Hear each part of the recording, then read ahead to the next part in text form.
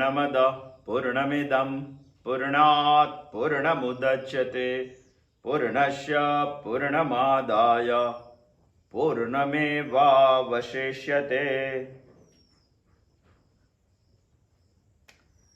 आज कुछ विशिष्ट दिन है। आज गुरु पूर्णिमा है। गुरु पूर्णिमा को हमारे शास्त्र में व्यास पूर्णिमा भी बोले जाते हैं। व्यास पूर्णिमा इसलिए बोलते हैं, भगवान व्यास का आज के दिन इस सृष्टि में अवतरण हुआ था। यह तो एक कारण है ही, दूसरा भी एक कारण है। दूसरा कारण यह है, गुरु पूर्णिमा मने ऐसा वजनदार व्यक्ति जो संसार के कनक कांता और कीर्ति के पवन में हिलते नहीं है, उड़ते नहीं है, स्थिर है। ऐसे वजनदार व्यक्ति। घु माने अंधकार, रू माने प्रकाश। हमें अंधकार से प्रकाश की ओर ले जाने की जिसमें शक्ति है, जिसमें ताकत है, जिसमें क्षमता है, इसी को हम गुरु मानते हैं। ऐसा सोचेंगे तो सबसे बड़ा जो ज्ञान है, श्रेष्ठ जो ज्ञान है, सत्य का जो ज्ञान है, वो ज्ञान हमें अंधकार से प्रकाश की ओर ले जाता है। ये ज्ञान माने विचार, जिसका विचार बहुत बड़ा है, ऐसा जो आदमी हम सोचेंगे तो वो है भगवान व्यास। उसी निस्बत से ही आज इसकी पूजा होती है, क्योंकि वेद हमारे हाथ में जिन्होंने दिया, उपनिषद हमारे हाथ में जिन्होंने दिया, पुराण जिन्होंने हमारे हाथ में दिया, महाभारत जैसा अद्वितीय ग्रंथ, पांचवा वेद जिसको बोला जाता है, वो हमारे हाथ में दिया। ऐसा नहीं है, श्रीमद् भगवत गीता जिन्होंने हमें दी, ग्रथित तो भगवान व्यास ने किया है ना। इसीलिए आज के दिन पर इसको वंदन करना चाहिए, नमस्कार करना चाहिए, याद करना चाहिए। इसके पास इतना बड़ा विचार है, व्यास को छोड़कर इस दुनिया में कोई सोच भी नहीं सकता, इतना बड़ा विचार उन्होंने दिया। इसीलिए आज व्यास पूर्णिमा, अषाढ़ महीने में इनकी जरूरत क्यों हुई? अभी 3-4 दिन पहले भगवान सो गए, देवशयनी एकादशी। भगवान सो गए, सही में सो गए क्या? नहीं, भगवान सोकर हमारा कर्तृत्व की परीक्षा ले रहे हैं। भगवान बोल रहे हैं कि सब लोग ऐसा बोल रहे हैं कि तो भगवान है इसलिए होता है, चलो मैं सो जाता हूं, आप करके दिखाओ, आप में भी बहुत कर्तृत्व है। यह कर्तृत्व आदमी को करके 4 महीने में दिखाना चाहिए, वही है चतुर्मास। यही 4 महीने में इतने कर्म करने चाहिए, इतने कर्म करने चाहिए जो उपनिषद हमें बता रहा है। कुर्वन एव इह कर्माणि, 100 साल तक जिएंगे तब तक कर्म करते ही रहने की इच्छा रखनी है। ऐसा नहीं है कर्म करते ही रहना है, इसकी प्रैक्टिस भगवान सोते हैं उसी दिन से चालू करना चाहिए। 4 दिन तो सात्विक कर्म, 4 महीने तो सात्विक कर्म आदमी को करना ही चाहिए। मगर भगवान सो जाते हैं तभी कुछ बड़े विचार की मानस को आवश्यकता होती है, आदमी को आवश्यकता होती है। क्योंकि जैसे राजा नहीं होता है तो अराजकता फैला जाती है, अंधाधुंधी हो जाती है। जैसे भगवान नहीं है तो अंधाधुंधी हो जाती है। यानी भगवान सो जाते हैं तो कोई बड़े आदमी का हाथ पकड़ना चाहिए जो विचार से बड़ा है। इस दुनिया में विचार से सबसे बड़ा, ज्ञान से सबसे बड़ा यदि हमारे ज्ञात इतिहास में कोई है तो भगवान व्यास है। इसका हाथ पकड़ना चाहिए। इसीलिए तो 4 दिन के बाद तुरंत ही व्यास पूर्णिमा आती, गुरु पूर्णिमा, जो वजनदार है, हिलता नहीं है। ऐसे सोचेंगे तो वेद का सारा ज्ञान हमें देने का यश भगवान व्यास को जाता है। 4 विभाग में डिवाइड करके, 4 विभाग में डिवाइड किया माने उन्होंने 4 यूनिवर्सिटी बनाई थी, सुमंतु, पेल, जैमिनी, वैशंपायन। 4 यूनिवर्सिटी बड़ी बड़ी बनाई थी, जो वेद का एक पार्ट दुनिया को पढ़ा रहे थे, यूनिवर्स को पढ़ा रहे थे। जो यूनिवर्स का नॉलेज जिसमें मिलता था वो बड़ी यूनिवर्सिटी थी, इसका यश उसको जाता है। मगर अभी इस काल में हम वेद पढ़ने के लिए कहां जाएगा? कॉमन आदमी, कॉमन मैन तो कहां जाएगा, वेद कैसे पढ़ सकेगा? वेद पढ़ने के लिए उसको 10-12 साल तक तो व्याकरण पढ़ना पड़ता है। वेद के 6 उपांगों है, इसको पढ़ना पड़ता है। इसके लिए टाइम ही कहां है? सब लोगों को तो हिरण्य के लिए पैसा कमाना, हिरण्य के लिए पढ़ना है, और अपनी आंख में हिरण्य बैठा दिया है। उसको संस्कृत में क्या बोलते हैं समझ लेना। तो इसके पास टाइम कहां है? तो भगवान श्री कृष्ण ने सोचा कि ऐसी बड़ी जो बात है, इसका निष्कर्ष निकाल के श्रीमद् भगवत गीता द्वारा सबको बताना चाहिए। इसीलिए हम इस गुरु पूर्णिमा को कृष्णम वंदे जगत गुरु, भगवान को भी गुरु मानते, क्योंकि उन्होंने भी सबसे अच्छा, श्रेष्ठ, सत्य, हमें सुलभ हो ऐसा ज्ञान दिया है। इसको मानना चाहिए। सबने बताया, वेद की ओर जाना चाहिए, और वेद ने बताया उसका निष्कर्ष उपनिषद में। हम श्रीमद् भगवत गीता के बारे में भी चिंतन कर रहे हैं हर सोमवार को, और हर बुधवार को हम सारे लोग मिलके उपनिषद के बारे में भी चिंतन कर रहे हैं। आने वाले साल को हम सोचेंगे कि दर्शन शास्त्र के बारे में भी सोचेंगे, और दर्शन शास्त्र का अभ्यास जब खत्म होगा तभी ब्रह्मसूत्र के बारे में भी सोचेंगे। इस संस्कृति में प्रस्थानतई पढ़े बगैर आदमी को मरना नहीं चाहिए। यदि मर गया तो बहुत कुछ उसका छिन गया ऐसा समझ लेना। वृथा गतं तस्य नरस्य जीवनम, फोगत है इसका जन्म। और प्रस्थानतई हमें समझनी है, इसीलिए हम प्रयत्न कर रहे हैं। हमें उपनिषद समझना है। इस दिन से के बारे में विशिष्ट दिन है गुरु पूर्णिमा, व्यास पूर्णिमा। व्यास को गुरु मानना चाहिए, कृष्ण को गुरु मानना चाहिए। इन्होंने हमें सत्य ज्ञान बताया है। वेद तो हम नहीं पढ़ सकते, मगर वेद का निष्कर्ष हम पढ़ सकते हैं। इसीलिए तो हमने शुक्ल यजुर्वेद के 91 शाखा का 40वां अध्याय पढ़ने के उपनिषद में ही शुरुआत की है, जिसको हम बोलते हैं ईशावास्य उपनिषद, जिसकी शुरुआत ही ईशा शब्द से होती है। ईशा शब्द से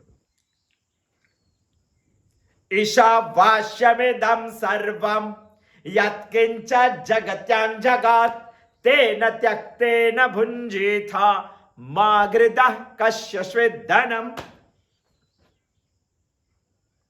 कई लोग बोलते हैं कि मैं व्यास को मानता हूं। अरे व्यास को मानता है मतलब क्या मानता है?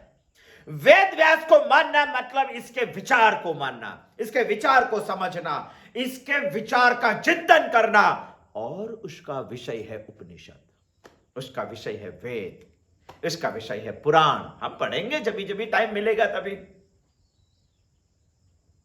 कई लोग बोल रहे हैं कि आप तो बहुत स्टडी करके दे रहे हैं। अरे आपको मिल जाता है, वो तो बाय प्रोडक्ट है। हमारे यहाँ तपोवन चलता है। हमारे यहाँ तपोवन में अभी पढ़ने वाले बच्चे बहुत छोटे हैं। जब गीता और उपनिषद उसको समझना है, तभी यही हमारा चिंतन वो लोग सुनेंगे। इसके लिए तो हम मेहनत कर रहे हैं। व्यास के विचार से व्यास को वंदन करना चाहिए, और वंदन करने की प्रक्रिया में व्यास का विचार आदमी को समझना चाहिए। इसके लिए समय निकालना चाहिए, इसके लिए पढ़ना चाहिए, इसके लिए अध्ययन करना चाहिए, इसके लिए अध्यापन भी करना चाहिए। ये करने के लिए ही व्यास पूर्णिमा बनाई गई है। इसके दिन संकल्प करना चाहिए आदमी को। उपनिषद समझना है। ईशावास्य उपनिषद का पहला मंत्र हमें मुश्किल लगा, मगर उपनिषद हमारी मां है, इसीलिए उन्होंने दूसरा मंत्र दिया है। कुर्वन्ने वेह कर्माणि जिजीवी से क्षतं क्षमा एवं त्वयि नान्यथे तोष्टि न कर्मा लिप्यते नरे। ये मंत्र हमारे लिए प्रवृत्ति लक्षण वैदिक धर्म हमें समझा रहा है। हमें समझना चाहिए। हम समझने की कोशिश कर रहे हैं। हम समझ रहे हैं कुर्वन् एव इह कर्माणि, इसमें टॉपिक समझ रहे हैं हम। कर्माणि, कर्माणि माने बहुवचन है। बहुवचन है माने कर्मों। माने कौन से कर्म? तो शास्त्रों में हमें 5 कर्म बताए गए हैं।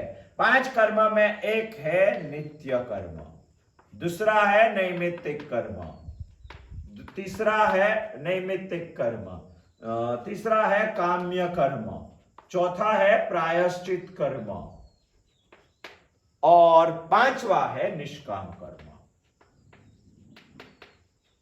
इसमें से दो कर्मों को हम समझे, इसमें थोड़ी साम्यता है। साम्यता ये बात की है कि आप करेंगे तो ज्यादातर मुनाफा नहीं होगा, नहीं करेंगे तो पाप लगेगा। ऐसा क्यों? इसके बारे में पूर्व मीमांसकों ने 2 जवाब दिए, 3 जवाब दिए, 4 और 5 जवाब के बारे में हमने सोचा था। इसमें एक जवाब उन्होंने ऋण के बारे में दिया है। आदमी जन्म लेता है तो कर्जा इसके सर पे होता है। 3 कर्जा होता है, ऋषि ऋण, पितृ ऋण, देव ऋण। ऋषि ऋण अदा करने के लिए ब्रह्मचर्य, पितृ ऋण अदा करने के लिए प्रजाया, पितृभ्यः, देव ऋण अदा करने के लिए यज्ञेभ्यः, यज्ञेय ब्रह्मचर्य यज्ञेन देवभ्यो, यज्ञ से होता है। इस सारी बात हम समझ चुके हैं। आज हम समझने वाले हैं काम्य कर्म। इसकी बारी है। हम समझ रहे हैं कर्माणी, हम समझ रहे हैं, ये तो एक उपनिषद की बात है। ऐसे तो बहुत 2000 से ज्यादा उपनिषद है हमारे। इसमें से 108 का नाम मालूम है हमें। 108 में से 11 ऊपर शंकराचार्य जी ने भाष्य लिखा है। 11 में से पहला है ईशावास्य उपनिषद। हम अभी तो समझ रहे हैं ईशावास्य उपनिषद के दूसरे मंत्र के पहले पंक्ति का पहले चरण का एक शब्द कर्माणि, इतना ही समझ रहे हैं। सोचो पूरा होगा तो क्या व्यास होगा। इसीलिए तो व्यास जी को आज नमस्कार करना चाहिए। वेद व्यास जिसके साथ नाम जुड़ा हुआ है। उपनिषद एक वेद का ही भाग है। हम समझ रहे हैं, वेद का ही एक भाग समझ रहे हैं। काम्य कर्म हम समझ रहे हैं। काम्य माने कामना से होता है, इसको हम काम्य कर्म कहते हैं। जो फल के लिए ही कर्म होता है इसको हम काम्य कर्म कहते हैं। मगर इसके बारे में एक शंका है।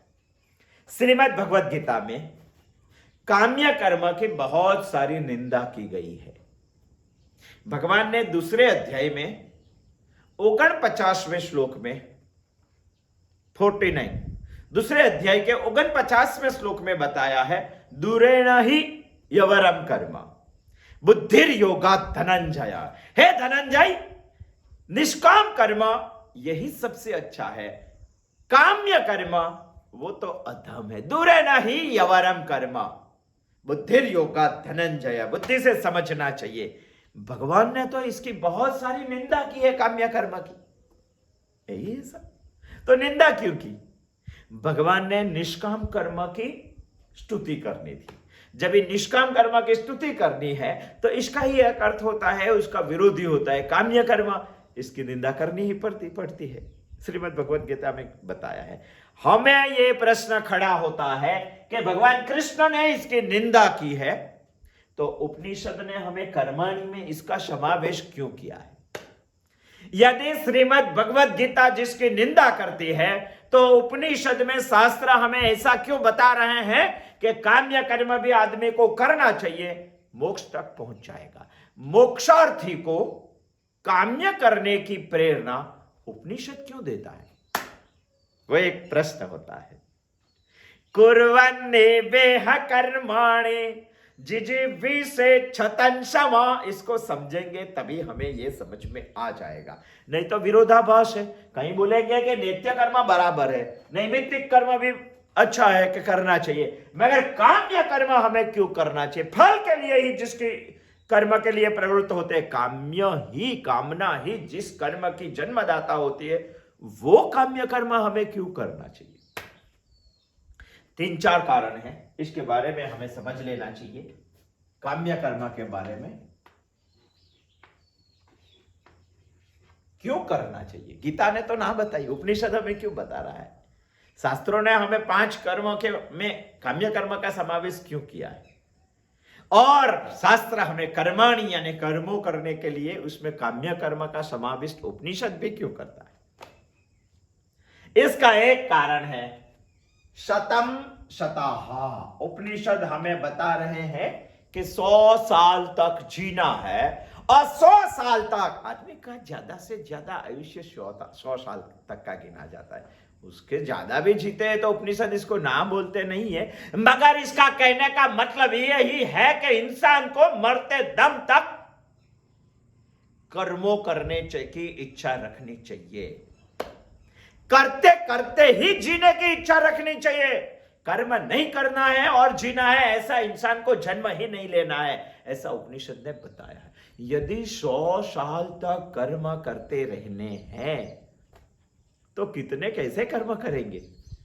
इतनी सालों तक कर्म करते ही रहना है, करते ही रहना है, तो बीच बीच में काम्य कर्म तो आएंगे ही, तो आएंगे ही, तो करने ही चाहिए। नहीं करेंगे तो हम फोकट के बैठे रहेंगे, तो फोकट को बैठने का तो उपनिषद ना बोल रहे हैं, करना ही चाहिए। यदि इतनी सारी लंबी आयु तक कर्म करना है तो बीच में काम्य तो आएगा ही। इसीलिए 5 कर्मों में उपनिषद ने, शास्त्रों ने ये काम्य कर्म का समावेश किया है, क्योंकि 100 साल तक करना है और 100 साल तक करना है तो बीच में काम्य तो आएगा ही। यदि काम्य नहीं करेंगे तो फोकट के बैठे रहेंगे, फोकट के बैठे रहेंगे उपनिषद को मंजूर नहीं है, मंजूर नहीं है, इसलिए कुछ ना करो तो काम्य तो करो ही, ऐसा उपनिषद ने बताया है। इसीलिए 5 कर्म में, 5 प्रकार के कर्मों में काम्य का समावेश है ही। वैसे तो कर्म में से कामना का त्याग करना चाहिए, वैसे काम्य कर्म इसीलिए हमारे यहां शास्त्रों में जिसको आत्मज्ञान जानना है, मोक्ष तक पहुंचना है, इसके लिए काम्य कर्म वर्ज्य है। फिर भी उपनिषद हमें बता रहे हैं कि यदि आपको कामना तो होती ही है और कामना होती है तो कर्म तो होगा ही। यदि कामना को आप दबा सकेंगे तो पतन आ जाएगा। उपनिषद को सब मालूम है, इसीलिए उपनिषद ने यदि सोचो हमको धन की कामना हुई है, इसको हमने दबाया, मगर जितना दबाएंगे वो जोर से छटकेगा। धन की कामना से ही चोरी आती है, धन की कामना से ही लुत्फात आता है, धन की कामना से ही जुआ आता है, सब कुछ आता है। यदि हम काम्य कर्म को इतना दबाएंगे और करेंगे नहीं तो पतन की ओर भी ले जा सकता है। कामना तो आदमी को होती ही है और कामना के बगैर तो वो कर्म होते ही नहीं है, तो कामना को समझना चाहिए। इसीलिए उपनिषद ने ये 5 कर्मों में काम्य कर्म का भी समावेश किया है। तीसरा भी एक कारण है, दूसरा कारण ये है कि काम्य कर्म यदि नहीं करेंगे तो हम पतन की ओर भी जाएंगे, क्योंकि इंसान को कामना तो होती है और कामना पूर्ति के लिए कर्म तो करना ही पड़ता है। यदि कर्म नहीं किया तो पतन चलेगा। उपनिषद को हमारा पतन मंजूर नहीं है, इसीलिए तो हमने काम्य कर्म का भी समाविष्ट किया है उपनिषद ने। मगर उपनिषद हमें यह बता रहे हैं कि वेदों ने जो बताया वो काम्य कर्म करना चाहिए। वेदों ने एक यज्ञ बताया, पुत्र कामेस्ति यज्ञ, पुत्र प्राप्ति के लिए यज्ञ करना चाहिए। हमारे दिलीप राजा ने भी किया था पुत्र कामेस्ति यज्ञ। क्यों करना चाहिए? वो तो काम्य कर्म है, मगर हमें पुत्र इसीलिए चाहिए कि इस देश की संस्कृति को समझना है और दुनिया को बताना है भारतीय संस्कृति, वैदिक कल्चर क्या है। कभी इसी कामना से करेंगे तो वो भी काम्य कर्म है। काम्य कर्म किसको बोलना है उसमें आप भी समझ में, उलझन में पड़ जाएंगे। बड़े से बड़ा यज्ञ करेंगे तो आप बोलेंगे काम्य नहीं है, यदि कामना से यज्ञ किया तो वो भी काम्य कर्म ही है। ऐसे काम्य कर्म उपनिषद वेद ने बताया है। इसके बाद उपनिषद हमें करेंगे। यदि काम्य कर्म नहीं किया तो हम पतन की ओर जाएंगे, पतन की ओर नहीं ले जाना, इसीलिए उपनिषद ने हमें काम्य कर्म करने की छूट दी है।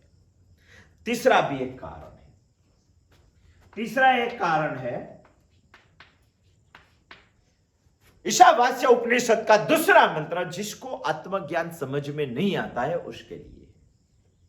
जिसको आत्मज्ञान समझ में नहीं आता है माने हम इसको फिलोसॉफी की भाषा में अज्ञानी बोलेंगे, और जिसको अज्ञानी बोलेंगे तो अज्ञानी के लिए काम्य कर्म तो कहना ही चाहिए।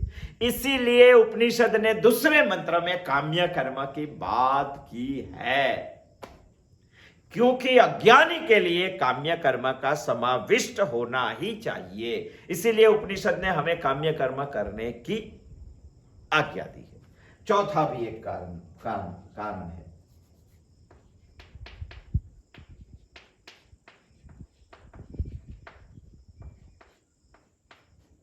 कामना संपूर्णपने जाती नहीं है। यदि संपूर्ण कामना चली गई, वो शक्य ही नहीं है। सहसा हम ऐसा नक्की तय कर ले कि हमारी सब कामना खत्म हो गई, ऐसा नहीं होता है। कभी भी कोई आदमी ऐसा बोलेगा तो वो झूठ है, वो दम्भी है, ढोंग कर रहा है, वो नहीं होता है। इस दुनिया में इंसान की सर्व कामना समाप्त कभी भी नहीं होती है। यदि नहीं होती है तो काम्य कर्म करना ही चाहिए। हां, सहसा नहीं होती है, क्रमिक विकास से वो संपूर्ण कामना चली जाती है, संपूर्ण कामना खत्म होती है। मगर क्रमिक विकास एक दिन में नहीं होता है। शुरुआत में तो उसको काम्य कर्म करना ही चाहिए। इसीलिए तो उपनिषद ने कर्माणि में, शास्त्रों ने 5 कर्मों बता के काम्य कर्म का भी समावेश किया है। आप बोलेंगे कि क्रमिक कैसा है? सर्व कामना का त्याग करने का, जो हम भी मोक्ष की ओर चले जाएंगे। काम्य कर्म करने वाला भी आत्मज्ञानी हो जाएगा। इसके लिए कौन सा क्रम है? बृहदारण्यक में बहुत अच्छा बताया है। बृहदारण्यक उपनिषद है, उसमें संवाद है। संवाद की ओर से बताया है कि सर्व कामना की त्याग वैसे तो अशक्य है, मगर आदमी का क्रमिक विकास होने से वो भी हो सकता है। जिनकी सर्व कामना त्याग हो गई है, इसको हम बोले हैं आप्तकर्मी। शास्त्र इसको बोलते हैं आप्तकर्मी। आप बोलेंगे कि आप्तकर्मी कैसे हो जाएंगे? आप्तकर्मी होने के लिए ब्रह्मवेत्ता होना चाहिए। यदि ब्रह्म शब्द आए तो हमें वेद समझ में आ जाना चाहिए। इसके लिए ही परब्रह्म और शब्द ब्रह्म, इसमें वेद या ईश्वर, ये दोनों हमें समझ में आना चाहिए। उसको जानने वाला तैयार होना चाहिए, तभी वो आप्तकर्मी हो सकता है। आप्तकर्मी हुआ तो सब कामनाएं उसकी त्याग हो जाएगी। मगर आप बोलेंगे कि ब्रह्मवेत्ता कैसे होते? बहुत बड़े शब्द है ये, हम उपनिषद में समझेंगे जब भी बृहदारण्यक उपनिषद आएंगे तभी, क्योंकि अभी विस्तार करेंगे तो आप बोलेंगे आप कहां से कहां चले गए। एक आपसे आक्षेप तो कई लोग बताते हैं मुझे कि आप एक ही बार रिपीट कर रहे हैं। अरे विषय इतना मुश्किल है, हम जी रहे हैं इसी दुनिया में कि आपको एक बात बार बार बतानी पड़ती है, तभी तो दृढ़ होता है। और दृढ़ नहीं होता है तो आप आगे कैसे चलेंगे? आप सप्ताह भर जीते हैं तो गत बुधवार को क्या सोचा वो ये बुधवार को भूल जाते। इसीलिए तो थोड़ा सा गत बुधवार का याद करके इसी बुधवार का विषय हमें शुरू करना पड़ता है। आत्मकर्मी होना है तो ब्रह्मवेत्ता होना चाहिए, और ब्रह्मवेत्ता बनना है तो आत्मकर्मी होना चाहिए। ये तीनों शब्द बहुत बड़े हैं। हम सोचेंगे कभी आत्मकर्मी, आत्मकामी, ये तीनों शब्द बहुत बड़े हैं। अब बोलेंगे कि ये कैसे हो जाएगा? तो इसके लिए शंकराचार्य ने साधन पंचकम में बहुत अच्छा बताया है, समझना चाहिए कभी। स्वाध्याय परिवार की जो प्रार्थना पीती है उसमें भी है, वेदो नित्यम अधीयताम तदुदितम कर्म स्वनुष्ठीयताम। बहुत अच्छा बताया शंकराचार्य ने। यदि आज के दिन गुरु पूर्णिमा को किसी को याद करना है तो शंकराचार्य को भी याद करना चाहिए। 32 साल की आयु का अध्ययन करना चाहिए। अध्ययन कर, वेदो नित्यम अधीयताम तदुदितम कर्म स्वनुष्ठीयताम। इस जीवन में वेदों का अध्ययन करना चाहिए। उपनिषद ने शंकराचार्य ने आदेश दिया है, वेदों का अध्ययन करो। वेदों का अध्ययन नित्य करना चाहिए। वेदो नित्यम अधीयताम। 80 साल तक आदमी जीता, एक दिन भी वेद के बारे में सोचता नहीं है, अपने बच्चे को भी सोचने के लिए प्रवृत्त नहीं करता है। और शंकराचार्य बोल रहे हैं कि आपको आत्मकर्मी होना है, क्योंकि हमें काम्य कर्म से मुक्त होना है। उपनिषद के कर्माणि में काम्य कर्म का समावेश होता है। गीता जिसको ना बोल रही है उसको लेकर हमें मोक्ष होना है। तो हम यहां से यहां तक पहुंचना चाहते हैं। तो वेदों का अध्ययन आदमी को नित्य करना चाहिए। वेदों ने दर्शाए हुए कर्मों भी करने चाहिए। वेदो नित्यम अधीयताम तदुदितम कर्म स्वनुष्ठीयताम तेने सस्य विधीयताम वपचिते काम्ये मति त्यज्यताम। काम्य में से मति का त्याग करना चाहिए आदमी को। और जो कर्म कर रहे हैं उसके ही द्वारा ईश्वर की पूजा करनी चाहिए। तेने सस्य विधेयताम पचते काम्ये मतिस्तज्यता। हम इतने तक पहुंचेंगे।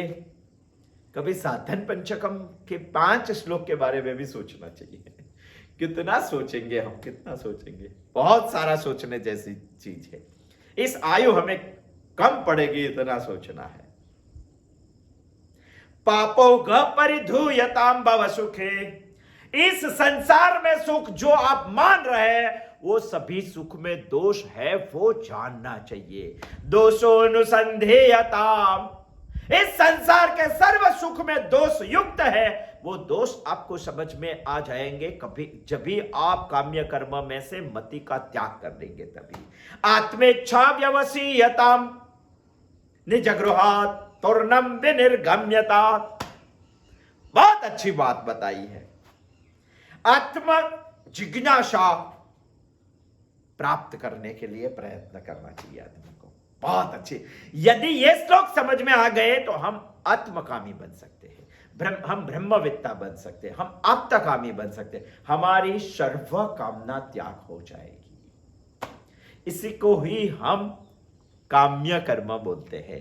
काम्य कर्म से भी एक रास्ता जाता है वेद की ओर, मुक्त होने की ओर, ईश्वर का होने की ओर।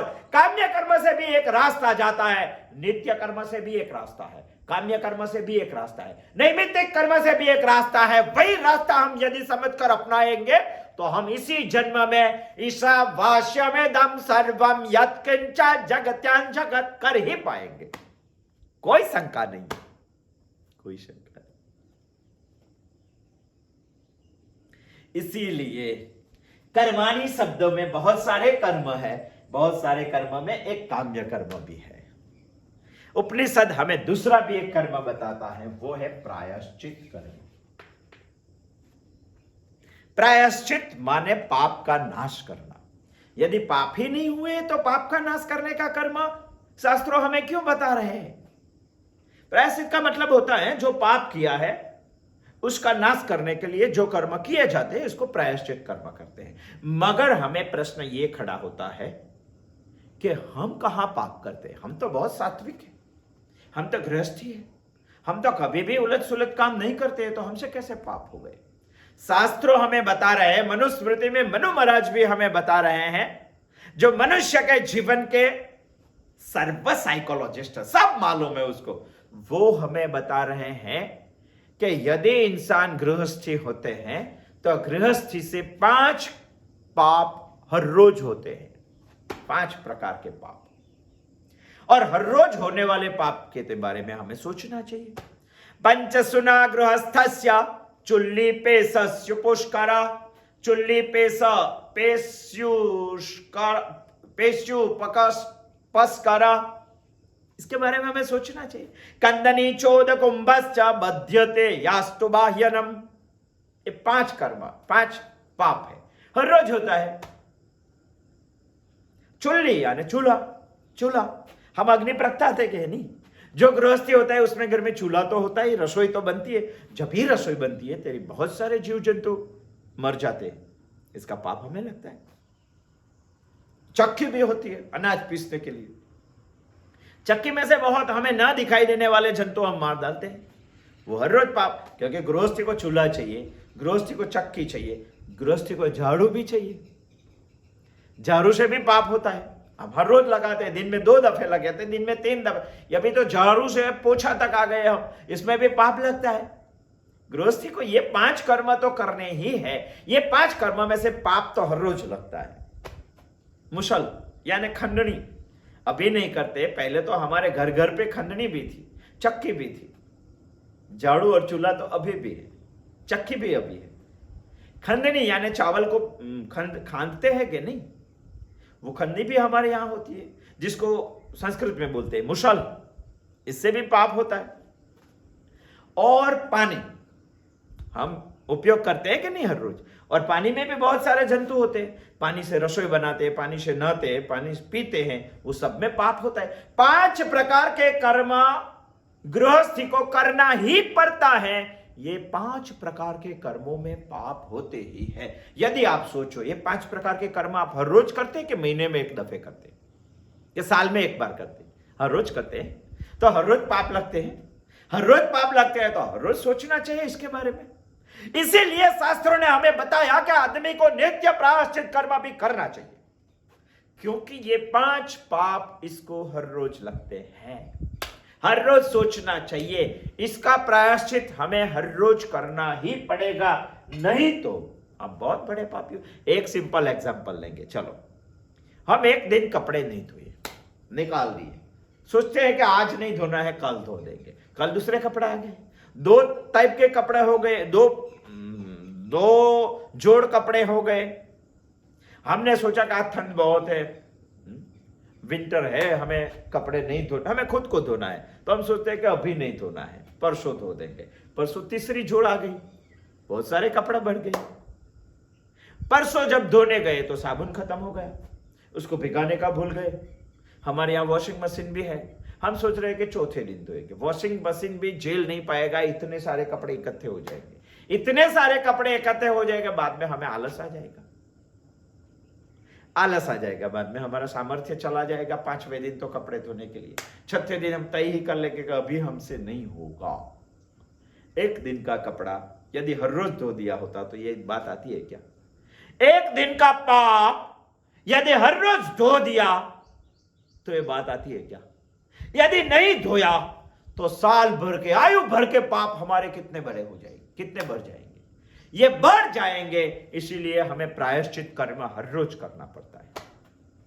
रोज का पाप रोज ही धो डालना। यदि रोज नहीं धोया तो इतने सारे कपड़ों का ढेर खड़ा हो जाएंगे, बाद में हम धो ही नहीं पाएंगे, बाद में हम असमर्थ हो जाएंगे, बाद में हमें कंटाला आ जाएगा, बाद में हमें नैराश्य आ जाएंगे, बाद में हमारा सामर्थ्य खलास हो जाएगा इसको धोने के लिए। दूसरी भी एक बात है, यदि छोटे छोटे पाप करते करते करते करते हमने इकट्ठा कर दिया और धोए नहीं, तो हमको पाप धोने की आदत ही नहीं पड़ेगी। पाप धोने की आदत नहीं पड़ेगी इसकी चिंता नहीं है, मगर पाप करने की आदत पड़ जाएगी।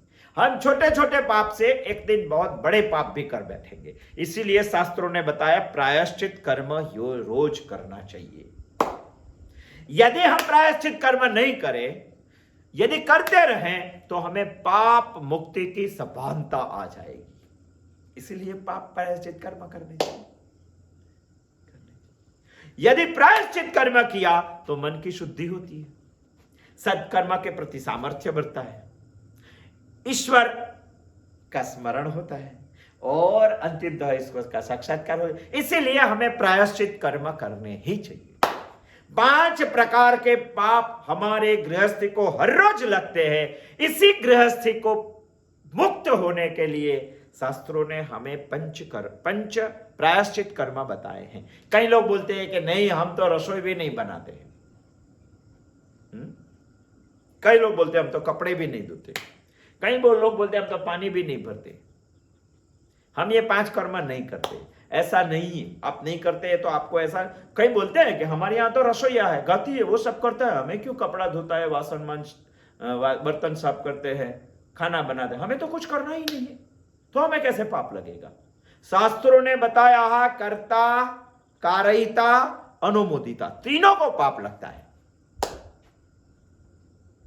आप करते हैं तो भी लगते हैं, किसी के पास करवाते हैं तो भी आपको पाप लगता है, और अनुमोदन करते हैं।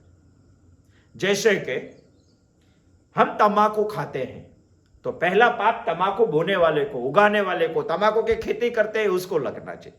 मगर हम जब भी खाते हैं तभी इसकी तंबाकू बिकती है, इसकी तंबाकू बिकती है तभी हमारे पास आती है, उसको पैसा मिलता है, इसीलिए वो तंबाकू की खेती कर रहा है। हम तंबाकू खाएंगे तो समझ लेना हम तंबाकू की खेती करने वाले को अनुमोदन कर रहे हैं, इसका पाप हमको भी लगेगा। खेती करने वाले को ही पाप लगता है ऐसा नहीं है, खाने वाले को भी पाप लगता है, क्योंकि वो अनुमोदित है। हम बच नहीं पाएंगे। दुनिया में जन्म लेने वाला इंसान यदि गृहस्थी है, सन्यासी की बात नहीं करता है, गृहस्थी है, तो इसको ये 5 प्रकार के पाप लगते ही है। इसमें से मुक्त होने के लिए शास्त्रों ने हमें 5 यज्ञ बताया है। ब्रह्म यज्ञ, देव यज्ञ, पितृ यज्ञ, नृ यज्ञ और भूत यज्ञ। पांचों में ऐसे काम करने हैं। ब्रह्म यज्ञ यानी अध्ययन करना चाहिए वेदों का, श्रीमद् भगवद गीता का अध्ययन करना चाहिए, स्वाध्याय करवाना चाहिए, सप्ताह में एक दफे नहीं हर रोज करना चाहिए, तभी आप पाप से मुक्त हो जाएंगे। स्वाध्याय करना चाहिए, देव पूजा मेरे घर में हर रोज करनी चाहिए, मेरे पितरों का पूजन सेवाचार्य मुझे हर रोज करने चाहिए। यदि नहीं है तो श्राद्ध, तर्पण आदि क्रिया भी करनी चाहिए। हमारे सिवा किसी आदमी को काम लगे ऐसा भी एक काम करना चाहिए, सेल्फलेस। और भूत यज्ञ माने हम कुत्ते को पालते हैं, बिल्ली को कुछ खिलाते हैं, गाय को कुछ खिलाते हैं, इसमें उत्तम है गाय, इसीलिए तो गृहस्थी में गौ पूजा आई है। तेज चाहिए ब्रह्म यज्ञ के लिए, इसीलिए तो अग्नि पूजा आई है, इसीलिए तो सूर्य पूजा आई है। गृहस्थी को करना चाहिए। यदि इतने यज्ञ उन्होंने नहीं किया तो उसका पाप कर्म पाप लगेगा ही। इसीलिए शास्त्रों ने हमें एक प्रायश्चित कर्म भी दिया है। आज हमें ये इस विषय पूर्ण करना है, बहुत दिनों से चल रहा है। शास्त्रों ने एक पांचवा कर्म दिया है, निष्काम कर्म। पांच में एक ये भी आता है। गीता ने बहुत सारी प्रशंसा निष्काम कर्म के की है, और निष्काम कर्म की स्तुति करने के लिए श्रीमद् भगवद गीता ने काम्य कर्म की निंदा की है। मगर हमारे मन में बहुत सारी भ्रांतियां है। पहली भ्रांति ऐसी है कि जिसमें कामना नहीं है वही कर्म को हम निष्काम बोलते हैं, मगर ऐसा नहीं है। कामना तो होती ही है, कामना के बगैर कर्म ही नहीं होता है, कामना तो होती है। दूसरी एक भ्रांति भी हमें ऐसी है, जिसके फल की अपेक्षा बगैर, फल बगैर जो कर्म हम करते हैं इसको हम निष्काम कर्म बोलते हैं। ऐसा भी नहीं है, फल तो दरेक कर्म को आता है। फल का विरोधी शब्द है निष्फल, और वेद तो निष्फल की अवगणना करता है, गिनता भी नहीं है निष्फल कर्म को। तो वेद की आज्ञा भी नहीं होती है निष्काम कर्म के बारे में, यदि ऐसा सोचे तो। ऐसा नहीं है, निष्फल कर्म करने के वेद बोल ही नहीं सकते। हम तो अध्ययन कर रहे हैं वेद का, उपनिषद के तरीके से। यदि हम पानी में जैसे आटा गूंथते हैं घर पे, तो इससे चपाती बनती है। यदि जैसे आटा गूंथते ऐसे पानी कभी गूंथा है हमने, तो क्या निकलेगा? इसमें कुछ नहीं निकलेगा। यह निष्फल कर्म है। ऐसे निष्फल कर्म को वेद आज्ञा नहीं देता है। निष्काम कर्म माने ऐसा कर्म जिसमें फल भी है, जिसमें कामना भी है, मगर जिसका फल करने वाला कर्ता नहीं लेता, वो ईश्वरार्पण कर देता है। इसको ही हम इसी परिभाषा में निष्काम बोलेंगे। ऐसा कोई कर्म आदमी को करना चाहिए जिसका फल हमें नहीं चाहिए, ये फल हमें ईश्वर अर्पण कर देते। कई बोलते हैं कि ईश्वर कहां दिखाई देता है, तो हम करते हैं। अरे उपनिषद का पहला ही सेंटेंस है, ईशावास्यमेदं सर्वम, समष्टि को ईशा बोलते हैं। हमें कुछ ऐसा कर्म करना चाहिए, समष्टि के लिए कर्म करना चाहिए। और कर्म करते जब फल आता है तभी समष्टि को प्रदान कर देना चाहिए। इसी को ही हम निष्काम कर्म बोलते हैं। मगर हमें आदत ही ऐसी पड़ गई है, कोई भी आदमी का कोई भी काम देखते हैं तो हमारे मन में ऐसा प्रश्न खड़ा होता है, इससे क्या मिलता है?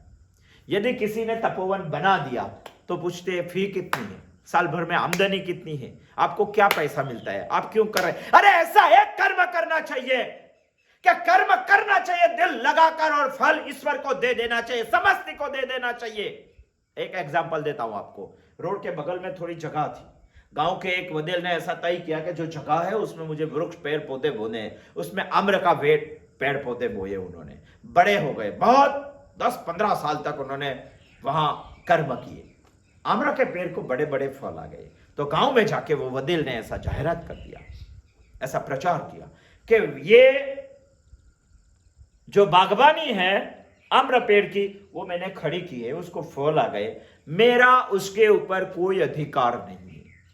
जब जिसको मन चाहे तभी वो आ सकते हैं, वो सबके लिए है। वो बैठता है उधर, कोई भी रास्ते पे जाता है तो फल खाने के लिए आ जाता है, आराम करने के लिए आम्र के पेड़ के नीचे, किसी को भी ना नहीं बोलते। मगर कोई आम्र के पेड़ को नुकसान पहुंचाता है तो वो जरूर बोलता है। इसी को ही बोलते हैं समष्टि के लिए समर्पित। इसको ही हम बोलते हैं निष्काम कर्म। हम 5 कर्म इसीलिए समझे क्योंकि हमें उपनिषद का कुर्वन् एव इह कर्माणि शब्द समझना था। कर्माणि में नित्य कर्म आते, नैमित्तिक कर्म आते, काम्य कर्म आते, प्रायश्चित कर्म आते, निष्काम कर्म आते हैं। यदि ध्यान से हम इसको समझ ले तो आज से ही हमारी नींद चली जाएगी। हमारी सोच के पीछे जबरदस्त सोच देने वाला व्यास बैठा है।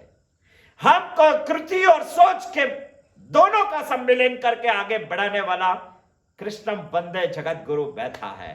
इसीलिए व्यास पूर्णिमा को कृष्णम वंदे जगत गुरु को याद करना चाहिए, भगवान व्यास को याद करना चाहिए। इसको याद करके हम इसी मंत्र का इतने चरण का अध्ययन यहां खत्म करते हैं। आगे चरण क्या बोलता है?